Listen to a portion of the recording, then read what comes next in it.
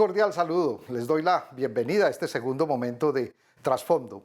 Hoy vamos a darle una mirada a los eventos en desarrollo en Estados Unidos. Las protestas desencadenadas en muchas ciudades a raíz del asesinato de George Floyd, un ciudadano negro en Minneapolis. La reacción despiadada de las fuerzas policiales y el impacto que esto podría tener en una sociedad que pide a gritos un freno al racismo institucionalizado y alentado desde el propio gobierno.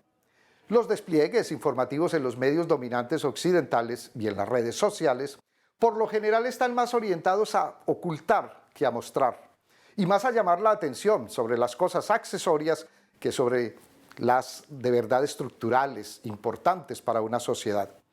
Un asunto en el que los grandes medios estadounidenses son bastante buenos. Se trata de una práctica que llevan siglos ejercitándola y décadas perfeccionándola.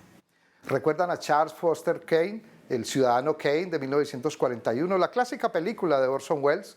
Ella nos da una idea de ese intríngulis, de esos tejemanejes en el ámbito mediático y de las relaciones de poder involucradas, que en su esencia, en casi 8 décadas, no han cambiado tanto. Otros soportes, otras plataformas, otros nombres, pero idénticos usos y mañas. Tampoco es porque sí. Ni siquiera se debe, por lo menos no exclusivamente, a que el tratamiento sensacionalista incremente ventas o audiencias, lo que podría ser relevante en un entorno de competencias empresariales y de búsqueda desesperada de ganancias. En realidad, esa proliferación de primicias banales, ese énfasis en lo accesorio, apuntan a algo más amplio que el lucro inmediato. Entre más insustanciales son los mensajes que precisamente por eso despiertan la curiosidad y se dispersan más, menos cuidado queda para los asuntos que merecen la pena.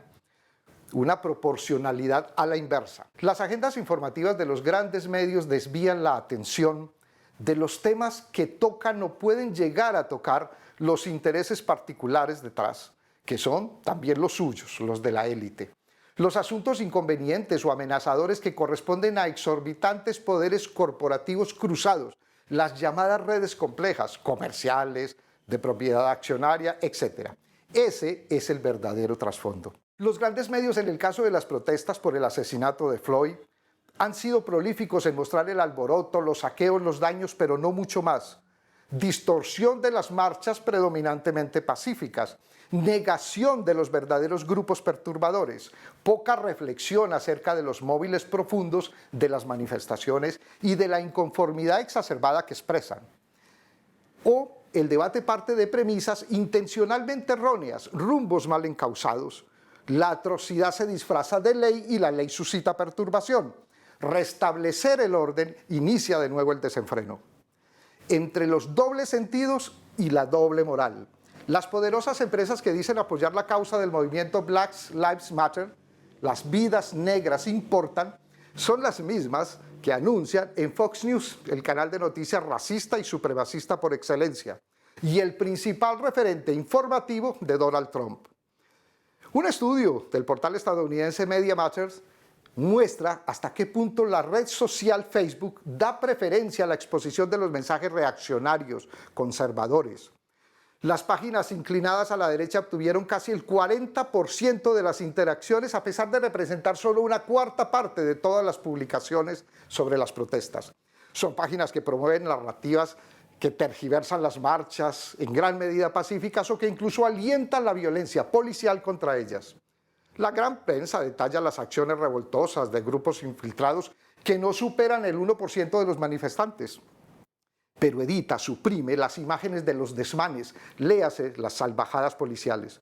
Tampoco cuestiona, detalla los presupuestos de la policía, tan abultados en comparación con rubros que deberían ser básicos para la sociedad, partiendo de los recursos para afrontar la actual pandemia del coronavirus. Detengámonos un momento en ese punto, poco reseñado por los grandes medios de Estados Unidos, menos aún por las agencias internacionales, que son la fuente de la cual se nutren nuestros medios criollos, de la que toman la información. Estados Unidos gasta más de 100.000 millones de dólares por año en vigilancia. En Nueva York, los fondos policiales están por encima de los de salud, vivienda, servicios para personas sin techo, desarrollo juvenil y comunitario. Y eso que el alcalde es demócrata y el ayuntamiento cuenta con mayoría demócrata. Así que no es cosa solo de los republicanos. En Los Ángeles, El presupuesto municipal de 2020-2021 le otorga a la policía más de 3.100 millones de dólares de los 10.500 que le corresponden a la ciudad. La policía de Oakland recibe cerca de la mitad del gasto de la ciudad. Chicago, para este año, ha destinado a la vigilancia policial 47% del presupuesto. Minneapolis, el alcalde demócrata, ayuntamiento demócrata, aprobaron más de 1.600 millones para este año. En buena parte del país, la poderosa policía maneja considerables presupuestos adicionales para programas juveniles, educación, servicios de salud mental, vivienda. En tanto que los programas que apoyan las iniciativas comunitarias trabajan con presupuestos estrechos. Desde luego, las actuales manifestaciones han generado toda clase de pronunciamientos políticos, anuncios, cierta presión y ahora vienen las migajas. Del presupuesto policial de Los Ángeles de más de 3.100 millones de dólares que hablaba, el alcalde salió presto a anunciar que se podrían destinar 150 millones a inversión en las comunidades de color. En Washington, el alcalde mandó a pintar el mural con las palabras Black Lives Matter y rebautiza una pequeña plaza con el mismo lema, pero a la vez propone aumentar el presupuesto de la policía. Pululan las soluciones locales de risa. Nombrar comisiones, interventores, no gastar el dinero en agentes químicos sino en supervisores, una propuesta de responsabilidad policial en Colorado, vaya uno a saber qué es eso a estas alturas. Todo indica que un proyecto de ley de los demócratas incluirá la prohibición de estrangulamientos, así como el seguimiento de la mala conducta de la policía con un registro por lo menos nacional. Con eso, y todos contentos, las poblaciones negras desagraviadas, la policía con los mismos y aún más abultados fondos que pasarán de una mano a la otra, los fondos cuyo incremento anual constante se ha traducido vigilancia excesiva y encarcelamiento masivo, sobre todo de esas minorías. Es de esperar que muy pocas de esas medidas anunciadas tengan un peso real significativo y que apunte a cambios de fondo. Más allá de variaciones de forma y de lenguaje repetidas en comunicados, decretos, proyectos, las necesarias transformaciones estructurales serán evitadas. Los medios ofrecerán discordias propagando los trinos de Donald Trump y dándole cabida a las opiniones que le arrojan gasolina al fuego, como las de Tom Cotton, un senador republicano de Arkansas, para algunos el Trump 2.0, apoyando la idea de movilizar al ejército contra las protestas del presidente. Las élites por encima de los partidos, políticas federales, estatales y locales conocen los mecanismos y los ponen en marcha para que los ciudadanos naufraguen en confrontaciones callejeras o de redes sociales. Trump junta las piezas y ve las ciudades convertidas en un campo de batalla como otro eslabón del enfrentamiento electoral que se avecina. Ni a unos ni a otros les pasa por la mente la idea de debilitar la institución en la que fundamentan el control de los ciudadanos, de las comunidades negras, sí, pero también de las migrantes, las latinas, las indígenas, las islámicas y, por supuesto, de las blancas pobres, acrecentadas de forma rápida y alarmante por la pandemia de la COVID-19.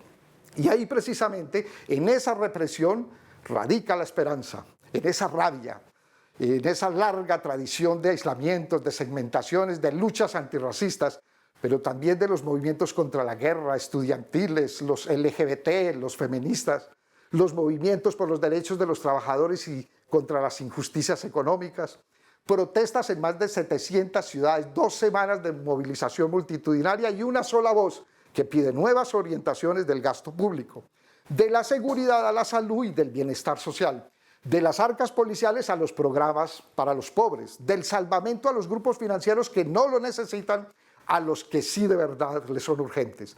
El levantamiento se presenta a las puertas de nuevas convocatorias electorales, no solo presidenciales, sino para Senado y Cámara en varios estados. De los funcionarios electos y de los compromisos establecidos con ellos dependerá la huella dejada por los actuales momentos. Lo cierto es que los ciudadanos estadounidenses, 3 siglos más tarde, reconocen las tácticas acostumbradas de los colonos blancos pudientes, que los han dominado para asegurarse la mano de obra y la docilidad. Esa siembra de odios, miedo, racismo, que es desunión en los estados de la mal llamada Unión Americana. Gracias por su atención. Hasta nuestro siguiente encuentro.